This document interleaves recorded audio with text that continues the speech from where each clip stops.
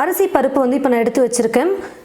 நான் வந்து இந்த கிளாஸில் 1 கிளாஸ் அளவுக்கு பச்சரிசி எடுத்து நல்லா அரை மணி நேரம் தண்ணியில் ஊற வச்சுருக்கேன்.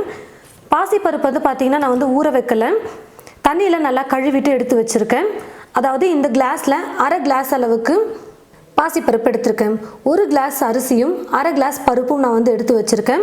பாசிப்பருப்பை வந்து நல்லா தண்ணியில் கழுவிட்டு தண்ணி இல்லாமல் வடித்து எடுத்து வச்சுருக்கேன். இப்போ பருப்பை நம்ம வறுத்து செய்ய போகிறோம். முதல்ல வறுத்துக்கலாம். ஸ்டவ்வை பற்ற வச்சுக்கிட்டு ஸ்டவ் மேலே ஒரு குக்கர் வச்சுருக்கேன். குக்கர் நல்லா சூடேறினதும் 1 ஸ்பூன் அளவுக்கு நெய் சேர்த்துக்கிறேன்.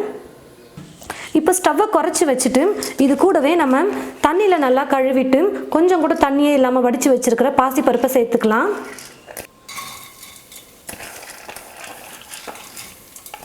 ஸ்டவ்வை மீடியம் ஃப்ளேமில் வச்சுக்கிட்டே குறைஞ்சது 3 நிமிஷத்துக்கு நல்லா பருப்பை வறுத்துக்கணும்.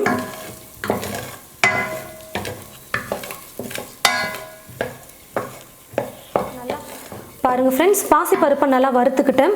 வறுக்கும் போதே பாசிப்பருப்போட மனம் வந்து நல்லா வர ஆரம்பிக்கும். இப்போ இது கூட ஊற வச்சு எடுத்து வச்சுருக்கிற பச்சரிசியை தண்ணி இல்லாமல் நல்லா வடிச்சிட்டு சேர்த்துக்கலாம்.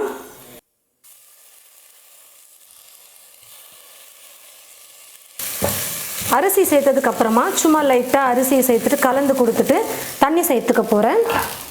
மொத்தம் 1.5 கிளாஸ் அளவுக்கு அரிசியும் பருப்பும் நான் எடுத்திருக்கேன். இப்போ 1.5 கிளாஸ் அரிசி பருப்புக்கு 3 கிளாஸ் தண்ணி வைப்போம்.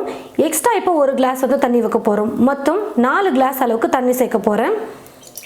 ஸ்வீட் பொங்கல்லாம் கொஞ்சம் இலக்கமாக இருந்தால் தான் சாப்பிட நல்லா இருக்கும். அதனால் எக்ஸ்ட்ரா 1 கிளாஸ் தண்ணி சேர்த்துக்கணும். அப்போ தான் அரிசி பருப்பு நல்லா வெந்து குழஞ்சி வரும். கடைசியாக இது கூடவே காய வைக்காத பால் வந்து அரை கிளாஸ் சேர்த்துக்கிறேன். பால் வந்து ஆப்ஷனல் தான், வேணான்னா நீங்கள் ஸ்கிப் பண்ணிக்கலாம். ஆனால் ஸ்வீட் பொங்கல் பால் சேர்த்து செய்யும் போது ரொம்ப டேஸ்ட் சூப்பராக இருக்கும். ஒரு டைம் ஆச்சும் ட்ரை பண்ணி பாருங்கள். நான் வந்து பேக்கெட் பால் தான் யூஸ் பண்ணியிருக்கேன். பசும்பால் கிடைச்சாலும் நீங்கள் யூஸ் பண்ணிக்கலாம். இப்போது ஸ்டவ்வை வந்து ஃபுல்லாக வச்சுட்டு கரண்டி வச்சு சும்மா லைட்டாக கலந்து கொடுத்துட்டு குக்கர் மூடி போட்டு மூடிடுறேன். பொங்கல் வந்து நல்லா வெந்து குழஞ்சி வரணும். அதனால் ஒரு 4-5 விசில் விட்டு நான் எடுத்துக்க போகிறேன். பாருங்கள் ஃப்ரெண்ட்ஸ், 4-5 விசில் விட்டு நான் எடுத்துக்கிட்டேன். அரிசியும் பருப்பும் வந்து நல்லா வெந்து வந்துருச்சு. இந்த மாதிரி நல்லா வெந்து வந்தால் தான் பொங்கல் வந்து சாப்பிட்றதுக்கு நல்லாயிருக்கும். கொஞ்சம் குழஞ்சி இருக்கிற மாதிரி இருக்கணும். அரிசி பருப்பு தனித்தனியாக இருக்கிற மாதிரி இருந்தால் சக்கரை பொங்கல் சாப்பிட நல்லா இருக்காது. நம்ம வச்சுருந்த தண்ணி பாலோட அளவு கூட பாருங்கள் கரெக்டாக இருக்குது. சும்மா அப்படியே கரண்டி வச்சு கொஞ்சம் நல்லா அப்படி மசிச்சு கொடுத்துக்கோங்க லைட்டாக. ஏன்னா வெள்ளை கரிசல் சேர்த்ததுக்கு அப்புறமா நம்மளால் மசிக்க முடியாது. அப்படியே முழுசாகவே இருக்கும் அரிசி பருப்பும். இப்போவே கொஞ்சம் லைட்டாக கரண்டி வச்சு கலந்து கொடுத்துக்கலாம்.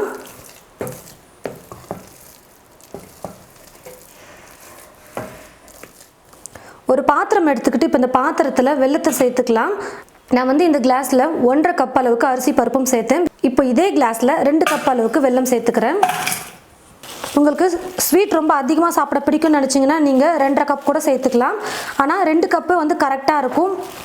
ரொம்ப ஸ்வீட் அதிகமாக சாப்பிட்றவங்களுக்கு 2.5 கப் சேர்த்துக்கலாம் நீங்கள். இப்போ இது கூடவே 3/4 கிளாஸ் அளவுக்கு தண்ணி சேர்த்துக்கிறேன். இப்போ ஸ்டவ்வை பற்ற வச்சுக்கிட்டு நம்ம வெல்லத்தை கரைச்சிக்கலாம். வெல்லத்தில் வந்து தூசியெல்லாம் ரொம்ப அதிகமாக இருக்கும். அப்படின்றதுனால தான் நம்ம வெல்லத்தை கரைச்சிட்டு வடிகட்டிட்டு சேர்க்குறோம். தூசி கல்லெல்லாம் வந்து ரொம்ப நிறையா இருக்கும் வெல்லத்தில். அதனால் கரைச்சிட்டு சேர்த்துக்கலாம்.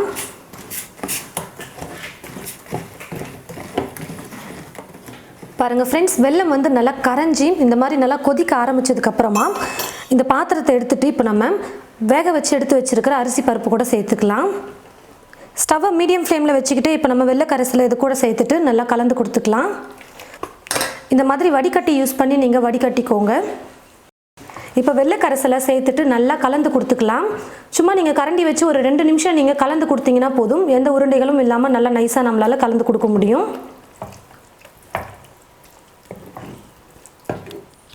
பாருங்கள் ஃப்ரெண்ட்ஸ், வெள்ளை கரைசல்லாம் சேர்த்து நல்லா மிக்ஸ் பண்ணிட்டேன்.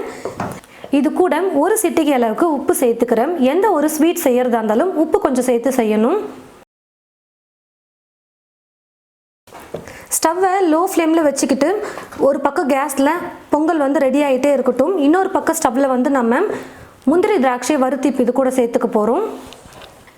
ஸ்டவ் பற்ற வச்சுக்கிட்டு ஸ்டவ் மேலே ஒரு பேன் வச்சுருக்கேன். இந்த பேனில் வந்து இப்போது 4 ஸ்பூன் அளவுக்கு நெய் சேர்த்துக்க போகிறேன்.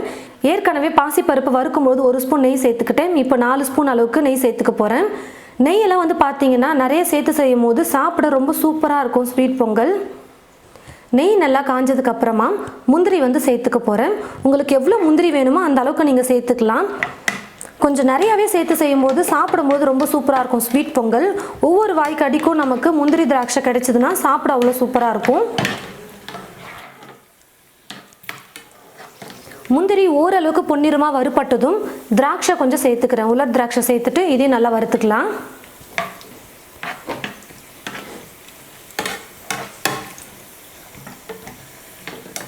பாருங்கள், திராட்சை இந்த மாதிரி நல்லா எழும்பி வந்ததுக்கு அப்புறமா நம்ம ஸ்டவ் ஆஃப் பண்ணிவிட்டு எடுத்துடலாம்.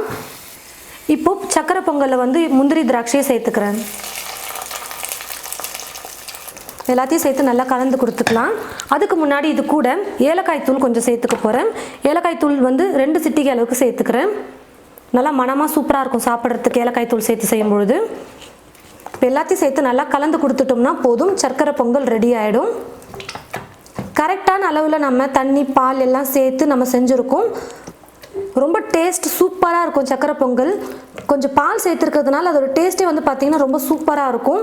கண்டிப்பாக நிறைய பேர் வந்து பால் சேர்க்காமல் செஞ்சுருப்பீங்க. இனி வந்து பால் கொஞ்சம் சேர்த்து செஞ்சு பாருங்கள். இந்த கன்சிஸ்டன்சியில் இருந்தால் தான் சக்கரை பொங்கல் சூடு ஆற ஆற இன்னும் கொஞ்சம் நல்லா கெட்டியாகிட்டு வந்துடும். ரொம்ப கெட்டியாக செஞ்சிட்டோம்னா இன்னும் சூடு ஆறுச்சுன்னா அதுக்கப்புறம் சக்கரை பொங்கல் வந்து பார்த்திங்கன்னா களி மாதிரி இருக்கும் பார்க்குறதுக்கு. அதனால் கொஞ்சம் இலக்கமாக செஞ்சிங்கன்னா தான் சூடு ஆற ஆற வந்து கொஞ்சம் கெட்டியான பதத்துக்கு வரும் சக்கரை பொங்கல். நெய்யோடு சேர்த்து நான் எல்லாத்தையும் நல்லா மிக்ஸ் பண்ணிட்டேன். ஸ்டவ் ஆஃப் பண்ணிக்கிறேன். சக்கரை பொங்கல் வந்து ரெடி ஆகிடுச்சு. வீட்டில் அப்பப்போ நீங்கள் பூஜைலாம் பண்ணுற மாதிரி இருந்ததுன்னா இந்த மாதிரி நீங்கள் பிரசாதமாக கூட நீங்கள் சக்கரை பொங்கலை செஞ்சு வைக்கலாம். இப்போ தீபாவளி அதெல்லாம் வருதுன்னா கூட நம்ம ஏதாவது ஸ்வீட் செஞ்சு சாப்பிட்ணும் அப்படின்னு ஆசைப்பட்டீங்கன்னா இந்த மாதிரி சக்கரை பொங்கல் நல்லா சூடாக செஞ்சு சாப்பிட்டுக்கலாம். ரொம்ப கஷ்டம்லாம் இல்லை சக்கரை பொங்கல் செய்கிறது. வீட்டில் அரிசி பருப்பு வெல்லம் இருந்ததுன்னா போதும், நம்ம சக்கரை பொங்கல் சூப்பராக டேஸ்டியாக ரெடி பண்ணிடலாம். நீங்களும் இது போல் உங்களுடைய வீட்டில் ஸ்வீட் பொங்கல் செஞ்சு பாருங்கள். செஞ்சு பார்த்துட்டு எப்படி இருக்குன்னு மறக்காமல் கமெண்ட் பாக்ஸில் வந்து கமெண்ட் பண்ணுங்கள். இந்த வீடியோவை மற்றவங்களுக்கும் ஷேர் பண்ணுங்கள். இது போல் நிறைய ரெசிபிஸ் பார்க்க தமிழ் ஃபுட் மசாலா சேனலில் மறக்காமல் சப்ஸ்கிரைப் பண்ணிக்கோங்க. கூடவே பக்கத்தில் இருக்கிற பெல் ஐக்கானை கிளிக் பண்ண மறந்துடாதீங்க. தேங்க்யூ.